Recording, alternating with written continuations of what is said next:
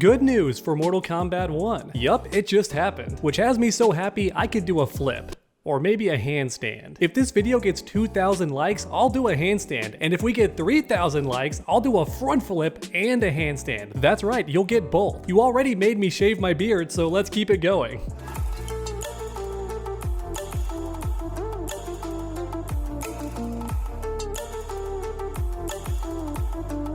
On to the good Mortal Kombat news. It turns out Mortal Kombat 1 has sold even better than we thought, and the new stuff is coming to the game too, both of which is great news, so make sure to subscribe and ring that bell so you never miss any future Mortal Kombat news. Not to mention guides, tier list videos, lore videos, all that incredible stuff. So Ed Boon is tweeting a lot lately, I think over 8 tweets to read today. First up, he talks about Mortal Kombat 1 sales, over 6.2 million copies sold. Yeah, so like I mentioned earlier, it's selling better than people thought, which was already good, less than Mortal Kombat 11, but also that game is lightning in a bottle. I don't think NetherRealm can ever repeat that success because so many outside factors were helping that game. I've actually made a full video about that topic if you want to check it out later. To give you an idea of how good Mortal Kombat 1 is selling, Street Fighter 6 has sold about 5 million copies, which is still fantastic, but keep in mind Street Fighter is considered the fighting game series, right? It's number 1. And in fact, Street Fighter 6 is selling better than any other Street Fighter has in the first year. And actually, I think it's 2 years at this point. But still, my point is Street Fighter 6 is outselling previous Street Fighter games, and yet Mortal Kombat 1 has sold more. And also, don't forget that Street Fighter 6 came out first, I think over 4 months before Mortal Kombat 1. Or in other words, Street Fighter 6 had a head start about 4 months prior. And just in case anybody watching is curious about Tekken 8's numbers, it's around 3 million copies worldwide. And I won't be shocked if it reaches 4 million or more. Keep in mind, all of these games are great, by the way. I love Tekken, I love Street Fighter, and I love Mortal Kombat. I don't want anyone to think for a second that I wish these games to fail. I do not. Because honestly, if any fighting game disappeared, I'd be very sad. Even if Guilty Gear got canceled or Soul Calibur, I'd be devastated. I need all these fighting games in my life in case these statues behind me weren't proof enough. But before moving on, there's one more important detail I want to mention about Mortal Kombat 1 sales. This game is banned in a lot of countries, including some really big countries, and yet it's still number 1, which means its target audience, Europe and the United States, are buying all of these games for the most part, and that's incredible. I can only imagine how well Mortal Kombat would sell if Japan didn't ban it, and China did not ban it, and also the Middle East, I think, bans Mortal Kombat games, which when combined is a very big chunk of the planet, and yet Mortal Kombat is still number 1. Alright, back to Ed Boon, who's talking about future updates to Mortal Kombat 1. That's right, there's more balance patches coming. To quote the creator of Mortal Kombat directly, we're still committed to refining Mortal Kombat 1 to be our most balanced game. Check out this video for details on the balance patch we released yesterday. Actually, don't do that, just watch my video because I covered everything. See this thumbnail on screen right now? Search this video up after watching today's video. It tells you everything about the patch. On to tweet number 2. We still want to hear from you. What 4 fighters do you feel need buffs the most? What 4 fighters do you feel need buffs the least? For those of you interested in the patch note changes in written form, check out this link. Nope, check out my video because I got it written down on screen too. However, I did reply to this tweet in particular with the changes that I want to see. The 4 characters I want buffed and the 4 characters I want nerfed with an honorable mention at the end. First up on the buffs is Omni-Man. Give him a new move. I feel like Omni-Man compared to other guest characters is kinda stale. He needs that special sauce. He needs something a bit more interesting. Next up is Tanya, the worst character in the game, many players say. I think she needs a new move, like a command grab or something, because Tanya is the most honest character in the game right now, which is terrible for Mortal Kombat 1. That is a death sentence when your character has no dirt. So I'm just saying Tanya needs something dirty, like a command grab. That would be sick. Next up is Peacemaker. I just think he needs buffs, because Peacemaker's toolkit is actually really good, and it's why he was top tier when he released. However, a few patches later, and Peacemaker is terrible, because NetherRealm nerfed him so bad. So just buff him, and I think he'll be fine. Now, when it comes to specific buffs, I'm not entirely sure what he needs. But I do know what Baraka needs: meterless ways to bleed the opponent. Baraka's main gimmick in this game is bleed,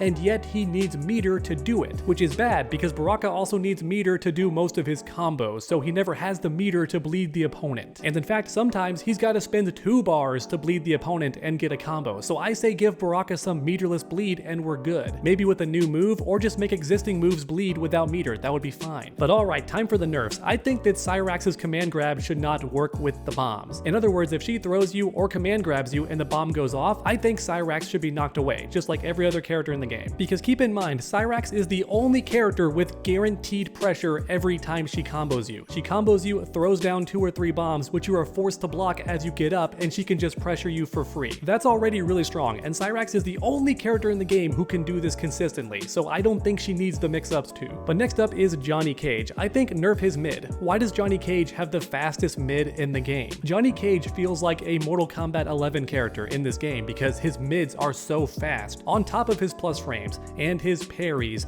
and his cameo shadow kick nonsense that gets him in for free. I don't think Johnny Cage needs the best mid in the game. Why does he have that? Next up is Ghostface, and this one is personal because Mountain Dew the Joker keeps comboing me, and the combos last way too long, so in my opinion, make his combos shorter. But notice I did not say damage. I think the damage is fine, just make the combos not so long. I'm tired of watching cutscenes with Ghostface. Normally, I don't mind long combos, but Ghostface's last so long, just like Cyrax. Make them shorter. And then for my final nerf, I was drawing a blank, so I said maybe nerf Chameleon or nerf Trimmer again. That's fine by me. But then finally, for an honorable mention, we have Melina's 1-2. It's got a flawless block gap that leads to a full punish. Why is that there? It's a jab string. It's her only decent poke. Why is it fully punishable on block? That's ridiculous. Melina either needs a safe on block move to mix up the opponent with, or just remove that gap. It's not fair. I don't think any character's jab string poke should be punishable on block. That's ridiculous.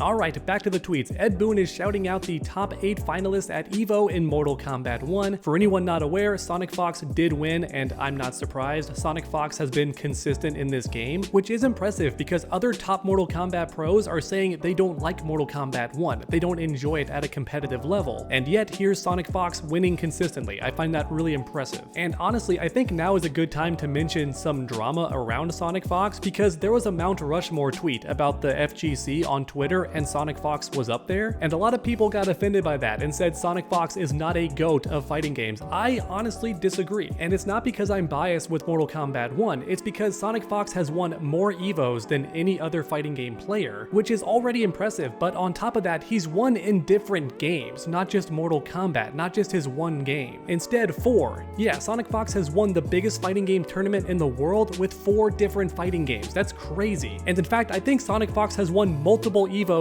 at once for different games. That's incredible. I don't think anybody else has done that. So with all due respect, I think Sonic Fox absolutely is a GOAT in the fighting game community. I think he belongs on Mount Rushmore. However, many people have countered by saying Sonic Fox has never won Street Fighter because he can't. He's never won Tekken because he can't. And if that really is the argument, let's be fair and flip it around. With the pro players that have won Street Fighter at EVO, which other fighting games have they won at EVO? And the same goes for Tekken pros. What other games have they won at EVO? Is it just that one game, Tekken or Street Fighter? I know Justin Wong has won Street Fighter and Marvel vs. Capcom, so that's awesome. That would be a good example, but I feel like he's the outlier. From what I know, Sonic Fox is the only pro player to win EVO for so many different games and so consistently. Because keep in mind, Sonic Fox is still young compared to other fighting game members, and yet he's won 8 EVOs? That's crazy. So in my opinion, he is a GOAT. Maybe not the GOAT, but a GOAT. And he definitely does belong on the Mount Rushmore, in my opinion. Now, can Sonic Fox be cringe sometimes? Yeah, absolutely. Does Sonic Fox sometimes say ridiculous things that make you cringe a little bit? Yeah, he does that sometimes. But that's beside the point. When it comes to fighting game prowess and success, I don't think anyone does it better than Sonic Fox. I just don't. Alright, tweet number 4 is about the best EVO moments for Mortal Kombat 1, I think. We're gonna skip that. If you want to watch it yourself, be my guest. Because next up, Ed Boon talks about Final Kombat, which is approaching. That's a Mortal Kombat 1 exclusive tournament where all the best players have been competing just to get a seat at Final Kombat, right? That's the big tournament to win if you're a Mortal Kombat fan. Then finally, last but not least, Ed Boon ends with 2 tweets that are pretty much the same, but one's a poll, and it talks about how Mortal Kombat 11, despite having 3 different combat packs, actually has the same number of DLC characters as Mortal Kombat 1. And actually, Ed Boon's being a bit generous here because MK1 also had the cameos, which I know some people don't like, but my point is that's extra stuff that you got with the combat packs. It's extra characters, it is. You can play as these characters. They're not fully playable, but it's still technically basically more DLC than Mortal Kombat 11, it just is. And furthermore, we got these characters quicker than Mortal Kombat 11 did, which is what I personally prefer. As you can see on screen, Ed Boon is talking about how Mortal Kombat 1 had 6 characters in Combat Pack 1, then 3 fighters in the Aftermath expansion,